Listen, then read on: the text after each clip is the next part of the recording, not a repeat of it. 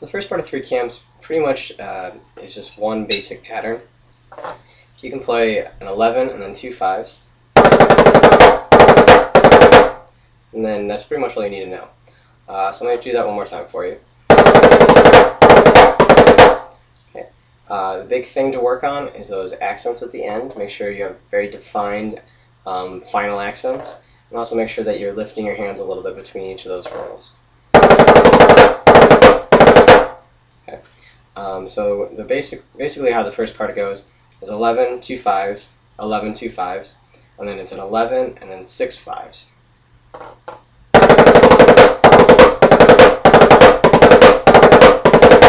So you can see how at the end of that one, if you don't have these very defined, even five-stroke rolls, that end is going to kind of sound like a mess.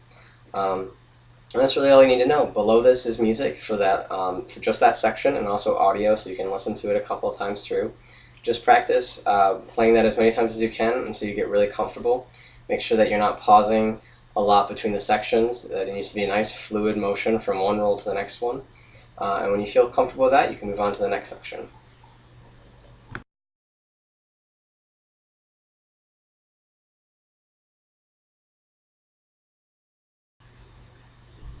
So once you get comfortable with the first section, the second section is actually very easy. All we're going to do is take those 11-stroke rolls and replace them with 10s. So the basic block of the second pattern is a 10 and then two fives. Okay. The two biggest things people tend to have trouble with is making sure those two accents in their 10 are very well defined. A lot of people they lose that left-handed accent, so they almost sound more like they're playing an 11. So watch that, make sure the two accents are really good. And some people have difficulty moving from a 10 into a 5. Okay, it shouldn't be too hard. Just take some practice, make sure you're not making too much of a pause. You just want that little lift so it kind of separates the 10 from the 5, but you don't want a long pause between the two of them. If you can play that basic part, that 10 and then two fives, you have the entire thing. It's just like the first part, it's 10, two fives, 10, two fives, 10, and then six fives. Okay, again, the music and audio is below, so you can practice along to that. Actually, the second part of this song is also the fourth part of this song. It just repeats itself. So this is one of the most important parts to get really comfortable with because you'll be playing it a lot throughout the entire piece.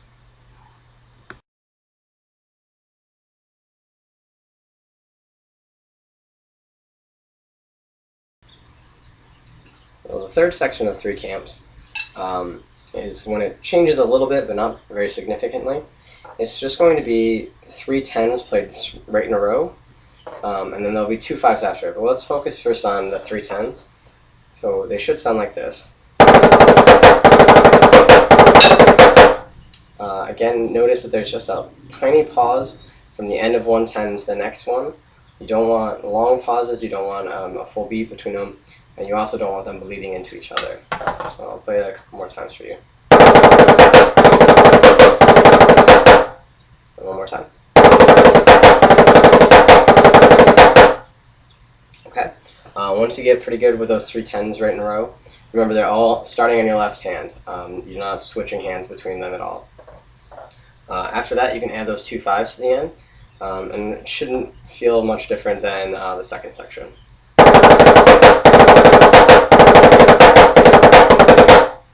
Okay, and that's all it is. It's just three 10s and two fives, and then you're going to repeat it just like all the other sections. They'll be repeated once. And once you get pretty comfortable with this section, you feel good with the last two sections, you can move on to putting the whole piece together, which by the time you can play each individual line, the whole thing is pretty simple.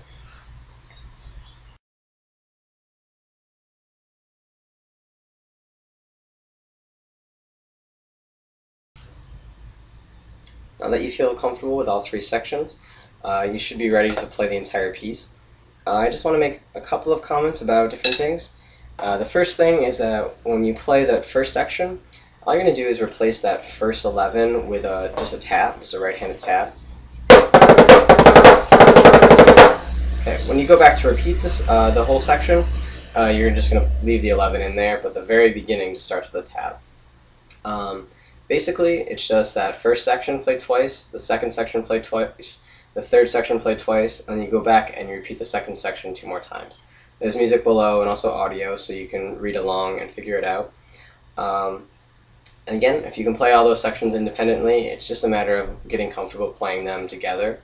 Really, the 2 hardest things that you need to really keep in mind is first the accents. I'm going to keep harping on that. Make sure the accents are really strong. Make sure there's that little bit of a pause between the rolls.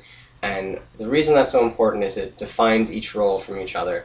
And it keeps you from sounding like you're playing a continuous roll or sort of a crappy couple of rolls. It gives you a nice crisp sound and a real defined sound. The other important thing to think about is endurance. This is an exhausting song when you're just getting used to rolls. So I'm going to really caution you to play slowly. Play right about this speed. Okay? Maybe even a little bit slower. That'll probably be good to start with.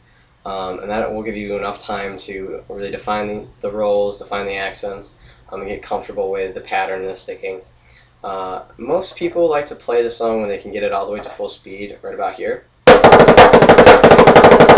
So you're definitely not there yet, but it's a good goal to shoot for. As you get more comfortable with your rolls and more defined rolls, you can slowly keep getting 3 camps faster and faster.